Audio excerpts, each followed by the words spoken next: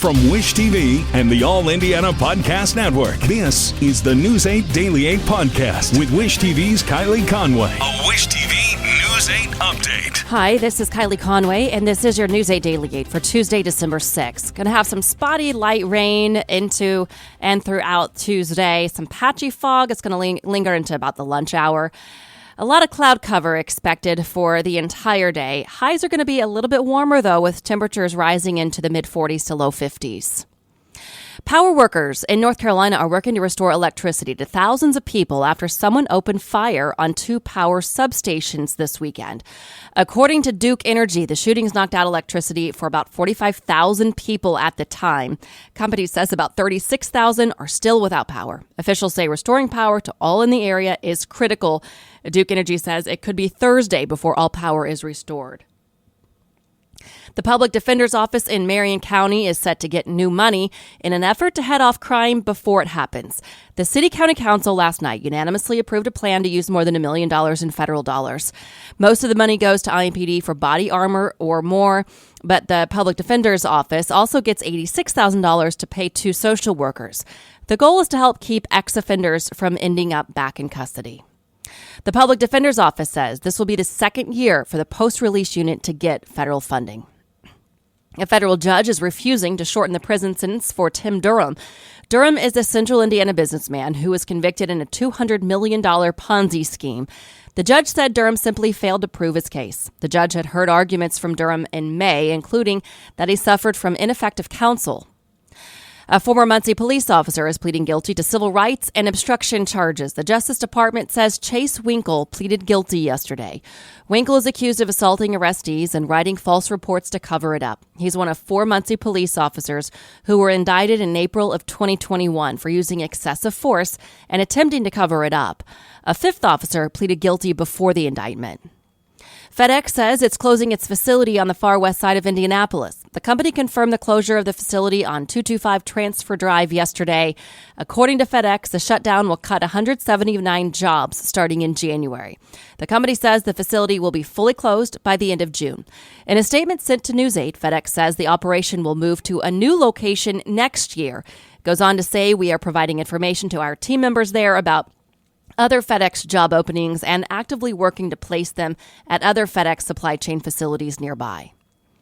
And from iTeam 8, hospitals across Marion County and several in other communities are restricting visitors.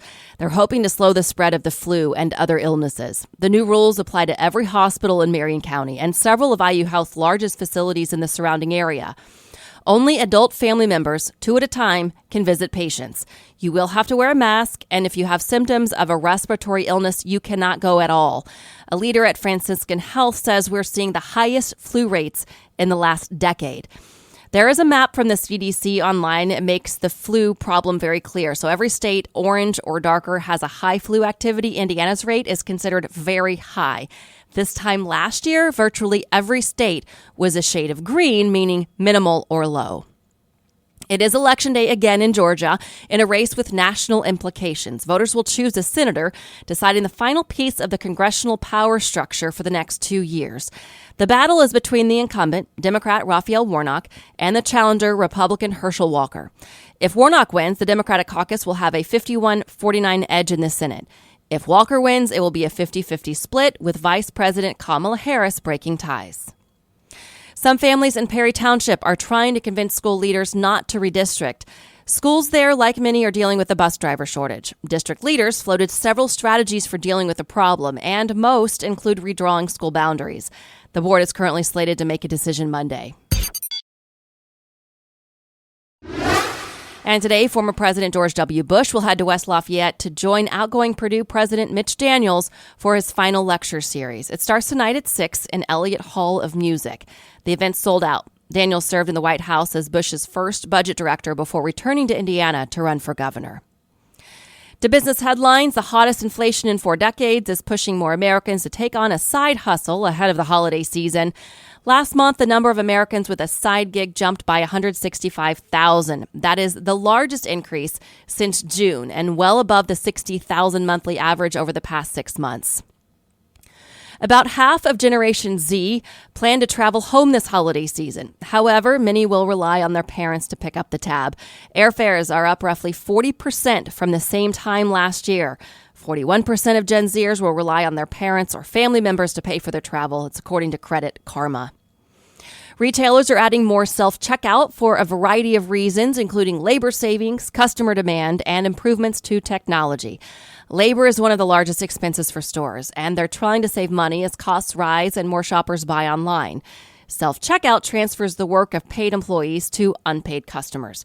However, according to a survey last year, 67% of shoppers said they'd experienced a failure at a self-checkout lane, and there is an uptick in shoplifting as it's easier to steal items from an unmanned checkout.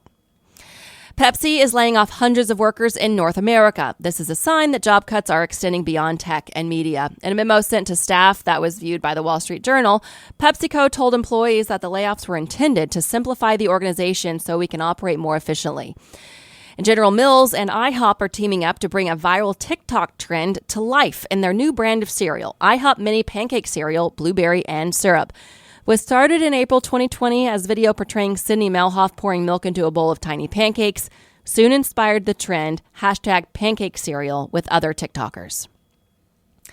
Emmy Award-winning actress Kirstie Alley has died. Alley's family confirmed her death yesterday after a short battle with cancer. Her most lasting fame came from playing Rebecca Howe on Cheers. Her children paid tribute on social media, saying, as iconic as she was on screen, she was an even more amazing mother and grandmother. Kirstie Alley was 71 years old. Nike says its relationship with Brooklyn Nets star Kyrie Irving is officially over. The company made the announcement yesterday. It comes 1 month after the company suspended Irving for posting a link to an anti-Semitic film. Irving appeared to address the split on Twitter, saying, anyone who has ever spent their hard-earned money on anything I've ever released, I consider you family and we are forever connected. It's time to show how powerful we are as a community. And the Pacers are wrapping up the final stretch of the team's 7-game road trip. The Pacers took on defending NBA champs Golden State Warriors last night, again without point guard Tyrese Halliburton. Blue and gold got off to a fast start, leading by 13 after the first quarter and 9 at half. The rookie stole the show, with Benedict Mathurin getting his first career start, and second-round pick Andrew Nembhard finished with 31 points and 13 assists. His three, with just over 3 minutes remaining, helped seal the 112-104 victory. The team will be back in action tomorrow night against Minnesota before returning home Friday night. Pentatonics is bringing its Christmas Spectacular to Indianapolis tonight. The a cappella group is performing at Gainbridge Fieldhouse. A girl named Tom will also join the performance. Doors open at 6, show starts at 7. Tickets are still available.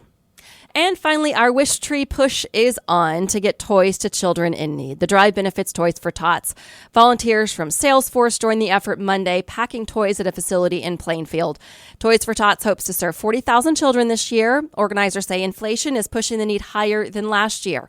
If you want to shop for the Wish Tree, we take toys for all ages, and organizers say they especially need gifts for girls who are 9 to 11 years old.